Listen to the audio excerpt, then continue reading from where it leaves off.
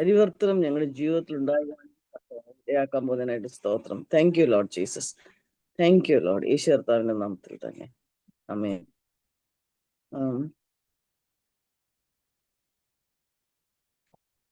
ഉൽപ്പത്തി പുസ്തകം 6, 7, 8 അധ്യായങ്ങളിൽ നോഹയുടെ കാര്യം നമുക്ക് കാണാൻ പറ്റും. ഈ നോഹയുടെ ഒരു പ്രത്യേക കാര്യമാണ് എന്നെ ആകർഷിച്ചത്. ഈ ദിവസങ്ങളിൽ നോഹ ദൈവത്തോട് കൂടെ നടന്നു. എനിക്കും അപ്പൊ ദൈവത്തോട് കൂടെ നടക്കാൻ സാധിക്കും. ദൈവത്തോടുകൂടെ നടക്കുമ്പോൾ എൻ്റെ ജീവിതത്തിലുള്ള വ്യത്യാസങ്ങൾ എന്നുള്ള കാര്യമാണ് ഞാൻ ചിന്തിച്ചത്. നമുക്കതൊന്ന് ഒരുമിച്ച് നോക്കാം. ഉൽപ്പത്തി പുസ്തകം 6-ാം അധ്യായം എടുക്കാം. ഉൽപ്പത്തി പുസ്തകം 6-ാം അധ്യായം. ഉൽപ്പത്തി പുസ്തകം 6-ാം അധ്യായം അതിന്റെ 9-ാം വാക്യം ആദ്യം വായിക്കാം.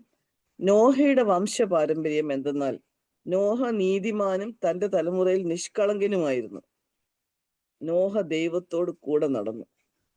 ഞാൻ ഓർക്കുമായിരുന്നു, ദൈവത്തോട് കൂടെ ഒരാൾ എന്തുകൊണ്ടാണ് നോഹ നീതിമാനും നിഷ്കളങ്കനുമായിരുന്നത്? ഞാൻ ഇങ്ങനെ ചിന്തിക്കുമായിരുന്നു, ദൈവത്തോട് കൂടെ നടന്നു എന്ന് വെച്ചാൽ എന്താ? നോഹ തനിയെ ഒരു ആദാമിന്റെ വംശപാരമ്പര്യത്തിൽ ജനിച്ച പാപ സ്വഭാവമുള്ളൊരു മനുഷ്യനായിരുന്നു. അപ്പം നമുക്കറിയാം, ലോകത്തിൽ നമ്മൾ ചുറ്റുപാട് നോക്കിയാൽ, നമ്മൾ തന്നെ ജീവിതത്തിൽ നോക്കിയാൽ നമുക്ക് പലപ്പോഴും തെറ്റുകളും കുറ്റങ്ങളും മാത്രമേ ഉള്ളൂ. പക്ഷെ നിഷ്കളങ്കനായിട്ട് ഒരാൾ നടന്നതിന്റെ കാരണം ദൈവത്തോട് കൂടെ നടന്നതാ. ഞാൻ അതായത് ഞാൻ ഇന്നലെ ചിന്തിക്കുമായിരുന്നു, എൻ്റെ ചെറിയ മകള് വന്ന് ഒരു കാര്യം എൻ്റെ അടുത്ത് ചോദിച്ചു, അമ്മ അങ്ങനെ ചെയ്യട്ടെ എന്ന്. അപ്പൊ ഉടനെ ഞാൻ പറഞ്ഞു, ഇല്ല മോളെ, അത് വേണ്ട, അത് നമുക്ക് ദൈവമക്കൾക്ക് ചേർന്നതല്ല എന്ന് എനിക്ക് പറഞ്ഞു കൊടുക്കാൻ ഇടയായി. അപ്പം ഞാൻ പറയാൻ വന്നത്, അത് എൻ്റെ കൂടെ അവൾ നടക്കുകയും എന്നോട് അതിൻ്റെ ഒരു അനുവാദം ചോദിക്കുകയും അല്ലെങ്കിൽ എൻ്റെ അടുത്ത് വന്ന് ഷെയർ ചെയ്യുകയും ചെയ്തപ്പോഴാണ് എനിക്ക് അവളെ ഗൈഡ് ചെയ്യാൻ പറ്റിയത്. അപ്പം ദൈവത്തോട് കൂടെ നടന്നു എന്ന് പറയുമ്പോൾ തൻ്റെ ഓരോ വഴിയിലും നോഹ തെറ്റിപ്പോയി. കാരണം നോഹയുടെ ചുറ്റും മുഴുവൻ തെറ്റിപ്പോകുന്ന ആൾക്കാരായിരുന്നു. അപ്പൊ തെറ്റിപ്പോകുന്ന ആൾക്കാരുടെ മധ്യേ താൻ ജീവിക്കുമ്പോൾ നോഹയ്ക്ക് ദൈവത്തോടുകൂടെ നടക്കുന്നത് കൊണ്ട് ആ വ്യത്യാസം ഉണ്ടായി. അപ്പം ഞാൻ പറഞ്ഞല്ലോ, എൻ്റെ മകൾ ഒരു കാര്യം ചോദിച്ചപ്പോൾ അങ്ങനെയല്ല, ഇങ്ങനെയാണ് ബെറ്റർ എന്ന് ഗൈഡ് ചെയ്യാൻ ഇടയായി. എൻ്റെ കൂടെ നടന്നില്ലായിരുന്നെങ്കിൽ, എൻ്റെ അടുത്ത് ചോദിച്ചില്ലായിരുന്നെങ്കിൽ എനിക്ക് അങ്ങനെ ഗൈഡ് ചെയ്യാൻ പറ്റില്ല. അപ്പം അതിന്റെ അർത്ഥം, നമ്മൾ ദൈവത്തോട് കൂടെ നടക്കുമ്പോൾ നമ്മുടെ ജീവിതത്തിൽ ഓരോ സ്റ്റെപ്പിലും നമ്മൾ തെറ്റായിട്ടുള്ള ഡിസിഷൻസ് എടുത്താലും എല്ലാത്തിലും ദൈവത്തിന്റെ സാന്നിധ്യം കൂടി ഉണ്ടായിരിക്കും. കഴിഞ്ഞ ആഴ്ച ഞങ്ങൾക്ക് ഒരു പ്രത്യേക സാഹചര്യം ഉണ്ടായി ഹോസ്പിറ്റലിൽ.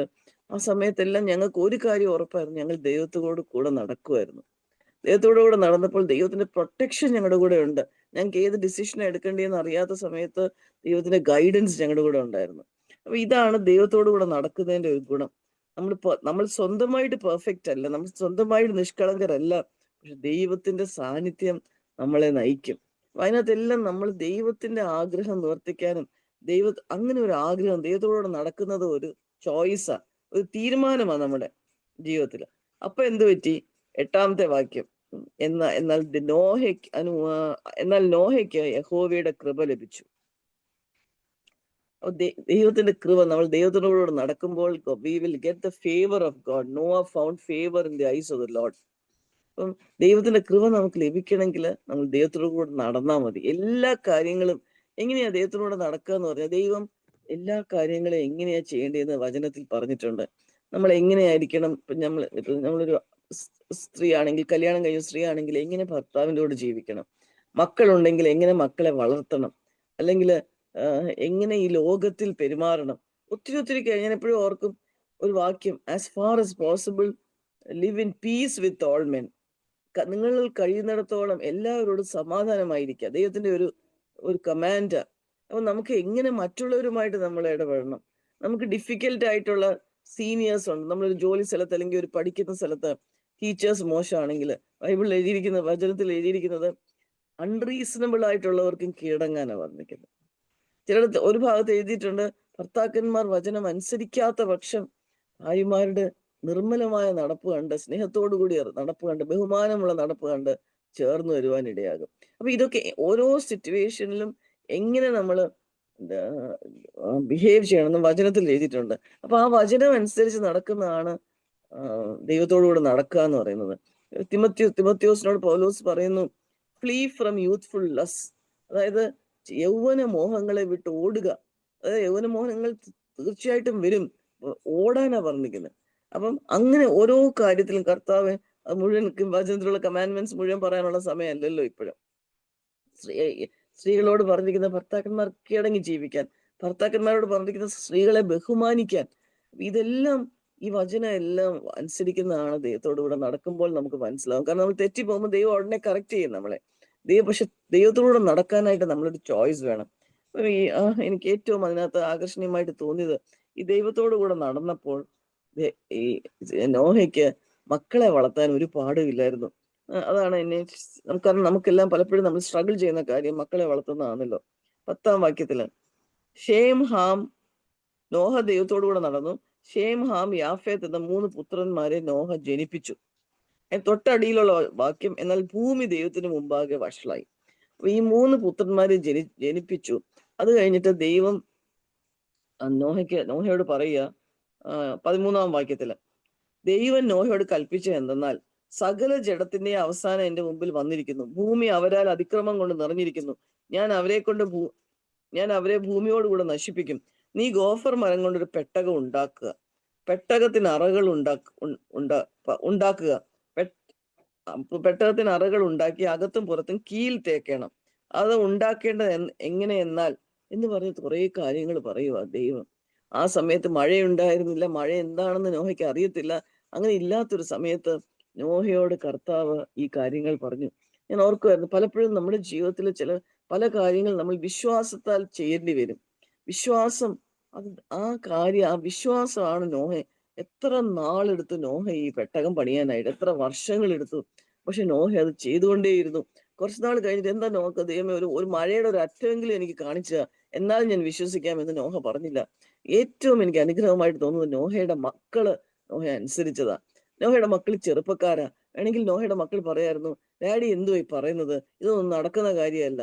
പക്ഷെ അപ്പൻ ദൈവത്തോടു കൂടെ നടക്കുന്നത് കണ്ടപ്പോൾ വൈഫും മകളും ഭാര്യയും മക്കളും അവരുടെ ഭാര്യമാരും ചേർന്നെന്ന.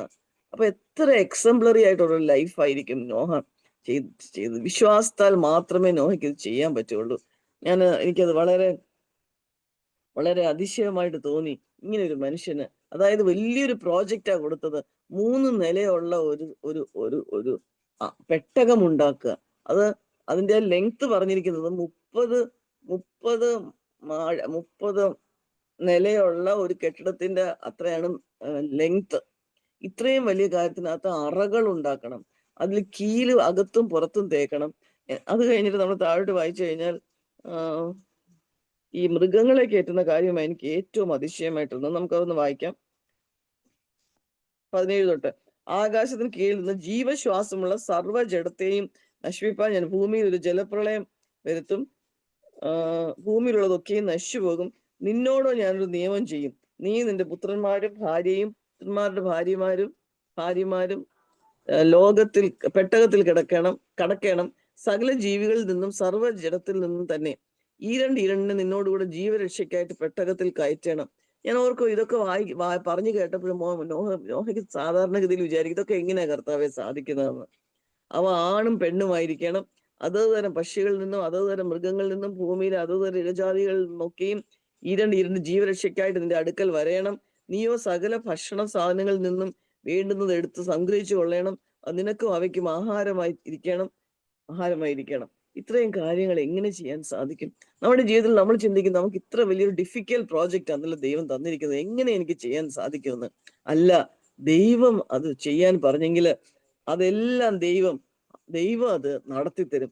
അടുത്ത വാക്യം, ദൈവം തന്നോട് കൽപ്പിച്ചതൊക്കെയും നോഹ ചെയ്തു. അങ്ങനെ തന്നെ അവൻ ചെയ്തു. ദൈവം നമ്മുടെ ജീവിതത്തിൽ ഓരോരുത്തരുടെയും ജീവിതത്തിൽ വേറെ വേറെ പ്രോജക്റ്റ് തന്നിരിക്കുന്നത്. ദൈവം തന്നിട്ടുണ്ടെങ്കിൽ ദൈവം ചെയ്യാൻ സാധിപ്പിക്കും. 7-ാം അധ്യായം 5-ാം വാക്യം, യഹോവ തന്നോട് കൽപ്പിച്ച പ്രകാരം ഒക്കെ നോഹ ചെയ്തു. 9-ാം വാക്യം, ദൈവം നോഹയോട് കൽപ്പിച്ച പ്രകാരം ഈരണ്ട് ആണും പെണ്ണും നോഹയുടെ അടുക്കൽ വന്നു, പെട്ടകത്തിൽ കടന്നു. കണ്ടില്ലേ, ഏറ്റവും അനുഗ്രഹിക്കപ്പെട്ട ഒരു വാക്യം. ദൈവം പറഞ്ഞു ഇവരെ എല്ലാം കേറ്റണമെന്ന്. ഞാനത് വായിക്കുമായിരുന്നു. ഏകദേശം 1,35,000 മൃഗങ്ങളായിട്ടും എല്ലാം കാണും. ഏകദേശം ഒരു നമ്പർ ആരോ പറഞ്ഞു കേട്ടു. ഇത്രയും മൃഗങ്ങളെ ഒരു പെട്ടകത്തിനകത്ത് കയറ്റുക, അവരെ ഇത്രയും ദിവസങ്ങള് അവിടെ വെക്കുക, അവർക്ക് ഭക്ഷണം കൊടുക്കുക എന്ന് പറഞ്ഞാൽ നമുക്ക് ചിന്തിക്കാൻ പറ്റാത്തൊരു പ്രോജക്റ്റാണ്.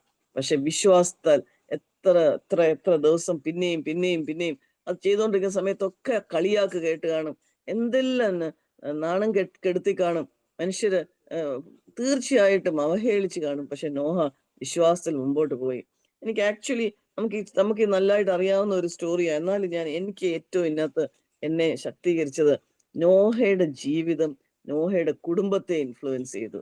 ഒരാളുടെ ദൈവത്തോടുള്ള വിശ്വാസവും ഭക്തിയും ആ കുടുംബത്തിന് രക്ഷയായി തീർന്നു. എനിക്ക് അതാണ് ആക്ച്വലി ഏറ്റവും പറയാനായിട്ടുള്ളത്. 7-ാം വാക്യ 7-ാം അധ്യായത്തിന്റെ 16-ാം വാക്യവും, ദൈവം അവനോട് കൽപ്പിച്ചതുപോലെ അകത്ത് കടന്നു വന്ന് സർവ്വജലത്തിൽ നിന്നും ആണും പെണ്ണുമായി കടന്നു.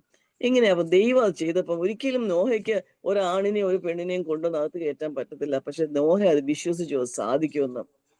ദൈവം എന്ത് ചെയ്തു? ദൈവം ആണിനെയും പെണ്ണിനെയും കൊണ്ടുവന്ന് അവരകത്ത് കടന്നു.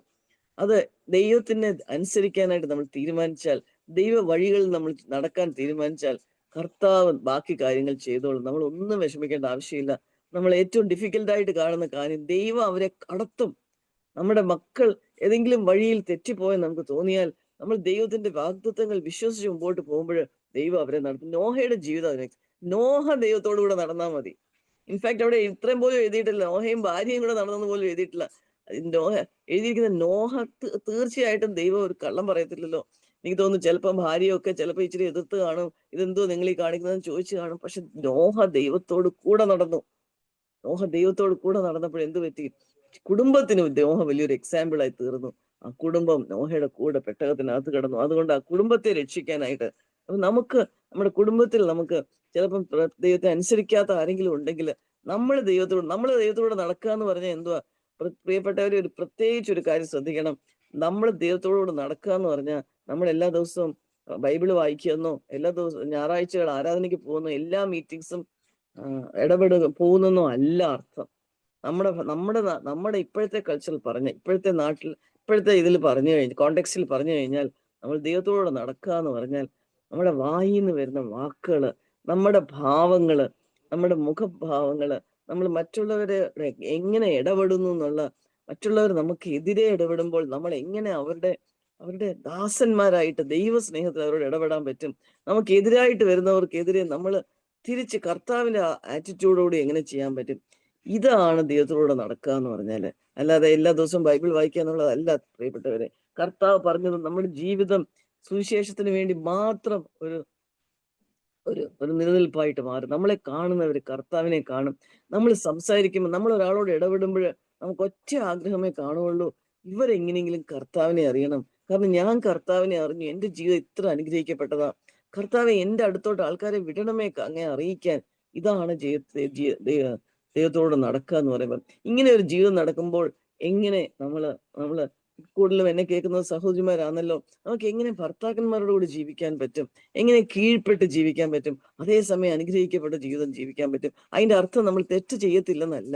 ദൈവത്തോടുകൂടെ നടക്കുമ്പോൾ നമ്മൾ ആ തെറ്റ് ചെയ്യുമ്പോൾ അപ്പൊ തന്നെ ദൈവത്തിന്റെ കറക്ഷൻ നമുക്ക് കിട്ടും. ദൈവത്തിന്റെ പരിശുദ്ധാത്മാവ് നമുക്ക് ഓർപ്പിച്ചു തരും. നമ്മൾ നമ്മളെ തന്നെ കറക്റ്റ് ചെയ്യും. അപ്പൊ ദൈവം നമ്മളെ എങ്ങനെയാ വിളിക്കുന്നറിയാമോ? നിഷ്കളങ്കെന്ന് ദൈവം നമ്മെ വിളിക്കും. നിഷ്കളങ്ക ദൈവം നമ്മളെ വിളിക്കും. തെറ്റുകൾ തിരുത്തി ജീവിക്കുന്നതാണ് ദൈവത്തോടുകൂടെ നടക്കുക എന്ന് പറയുന്നത്. അല്ലാതെ നമുക്ക് പാപ സ്വഭാവത്തിൽ നമ്മൾ ജനിച്ചു, നമ്മൾ കർത്താവിനെ ഹൃദയത്തിൽ സ്വീകരിച്ചെങ്കിലും നമ്മൾ ജഡത്തിലാണ് ജീവിക്കുന്നത്. നമുക്ക് എപ്പോഴും തെറ്റ് ചെയ്യാനുള്ള സാധ്യതയുണ്ട്. പക്ഷെ ദൈവത്തിലൂടെ നടക്കുമ്പോൾ ആ തെറ്റുകൾ അപ്പൊ നമുക്ക് മനസ്സിലാക്കാൻ പറ്റും. ദൈവത്തിന്റെ ആ വെളിച്ചത്തില് നമ്മുടെ തെറ്റുകൾ ഗ്ലെയറിംഗ് ആയിട്ട് നിൽക്കും. ഉടനെ നമുക്കത് വേണ്ട, നമ്മളത് കഴുകിക്കളയും. ദൈവം കഴുകിക്കളയാനായിട്ട് നമ്മൾ ദൈവത്തെ അനുവദിക്കും. നമ്മൾ 8-ാം അധ്യായത്തിലോട്ട് വരാം. ദൈവം നോഹയെയും അവനോടുകൂടെ പെട്ടകത്തിലുള്ള സകല ജീവികളെയും സകല മൃഗങ്ങളെ ഓർത്തു. ദൈവം ഒരു കാറ്റ് ഭൂമിമേൽ അടുപ്പിച്ചു, വെള്ളം നിലച്ചു. താഴോട്ട് വരുമ്പോൾ 4-ാം വാക്യത്തില് 7-ാം മാസം 17-ാം തീയതി പെട്ടകം അരാരാത്ത് പർവ്വതത്തിൽ ഉറച്ചു. ഇനി മുമ്പോട്ട് പോകാൻ പറയാനായിട്ട് ആഗ്രഹിക്കുന്നില്ല. എനിക്ക് ഇത്ര പറയാനുള്ളൂ പ്രിയപ്പെട്ടവരെ. ഒരു മനുഷ്യൻ കർത്താവിന്റെ കൂടെ നടക്കാനായിട്ട് തീരുമാനിച്ചപ്പോൾ എത്ര വ്യത്യാസമാണ്. നമുക്ക് ഇതൊന്ന് സാധിക്കും. നമ്മൾ കർത്താവിന്റെ കൂടെ നടന്നാൽ, നോഹ നടന്നതുപോലെ നോഹ ചെയ്തുള്ളൂ. കർത്താവിന്റെ കൂടെ നടന്നപ്പോൾ ദൈവം ആരാന്ന് നോഹയ്ക്ക് മനസ്സിലായി. ദൈവത്തെ നോഹ അനുസരിച്ച്. നോഹ ഒരു കുടുംബസ്ഥനായിട്ട് ജീവിച്ചത്. ഭാര്യ അവർക്ക് ഭാര്യമാരെ ചൂസ് ചെയ്യണം. ഒത്തിരി കാര്യങ്ങൾ വീട്ടിൽ ചെയ്യാനുണ്ട്. അത് ദൈവം ഒരു വലിയ പ്രോജക്റ്റ് കൊടുത്തു. ഒരു ആർക്കുണ്ടാക്കാൻ വർഷങ്ങൾ നോഹ ഇതിനെപ്പറ്റി പ്രസംഗിച്ചു. നോഹ വെട്ടകം ഉണ്ടാക്കി, കൽപ്പിച്ചതുപോലെ എല്ലാ കാര്യങ്ങളും. വലിയ ലോങ് പ്രോജക്റ്റാ, ചെറിയ പ്രോജക്റ്റ് അല്ല, പ്രയാസമുള്ള പ്രോജക്റ്റാ. കീലൊക്കെ അകത്തും പുറത്തും ഉണ്ടാക്കുക, അറകൾ ഉണ്ടാക്കുക. ഇത്രയും വലിയ ലോങ്, ഞാൻ ആദ്യം പറഞ്ഞ നമ്പർ വെച്ചിട്ടുള്ള ഇത്രയും വലിയ ലോങ് പ്രോജക്റ്റ് എങ്ങനെ ഒരു ഏകദേശം 1.5 ലക്ഷം മൃഗങ്ങളകത്ത് കയറേണ്ട ഒരു പ്രോജക്റ്റാ. ദൈവം ദൈവത്തിലുള്ള വിശ്വാസത്തിൽ മുമ്പോട്ട് കൊണ്ടുപോയി. അതുകൊണ്ട് കുടുംബത്തിന് രക്ഷയായി തീർന്നു. നമ്മൾ താമസിക്കുന്ന കുടുംബങ്ങളിൽ നമ്മൾ കല്യാണം കഴിച്ചവരാകാം, കല്യാണം കഴിക്കാത്തവരാകാം. നമുക്ക് നമ്മൾ ആ ജീവിക്കുന്ന കുടുംബത്തില് നമ്മൾ എങ്ങനെയായിരിക്കും ഒരു മാതൃകയായിട്ടിരിക്കും. നമ്മുടെ മാതൃക നമ്മുടെ മാതൃക കൊണ്ട് നമ്മൾ ദൈവത്തോടു കൂടെ നടക്കുന്നത് കൊണ്ട് ഫുൾ കുടുംബത്തിന് അത് രക്ഷയ്ക്കായിട്ട്, വലിയൊരു രക്ഷയ്ക്കായിട്ട് മാറിത്തീരും. ദൈവം നമ്മളെ സഹായിക്കട്ടെ. നമുക്ക് പ്രാർത്ഥിക്കാം. കർത്താവെ, ഞങ്ങൾ അങ്ങേ സ്തുതിക്കുന്നു. അങ്ങയുടെ സന്ധിയിൽ വരുവാൻ തക്കവണ്ണം അങ്ങ് തന്ന അവസരത്തിനായിട്ട് സ്തോത്രം.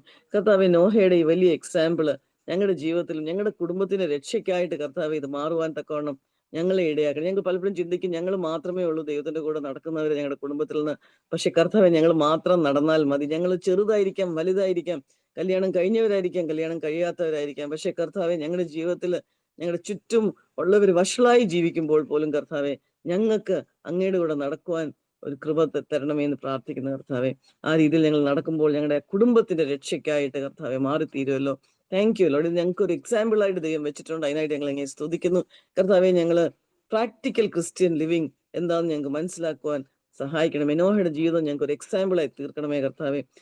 വലിയൊരു പ്രോജക്റ്റ് കൊടുത്തു കർത്താവെ. അതൊരു ചെറിയ കാര്യമല്ല. പ്രാക്ടിക്കലായിട്ട് ഇരുന്ന് പണിയേണ്ട ആവശ്യമുണ്ട്. ഞങ്ങൾക്കും അങ്ങനെ പ്രോജക്ട്സ് ദൈവം തന്നിട്ടുണ്ടല്ലോ ഞങ്ങളുടെ ജീവിതത്തിൽ.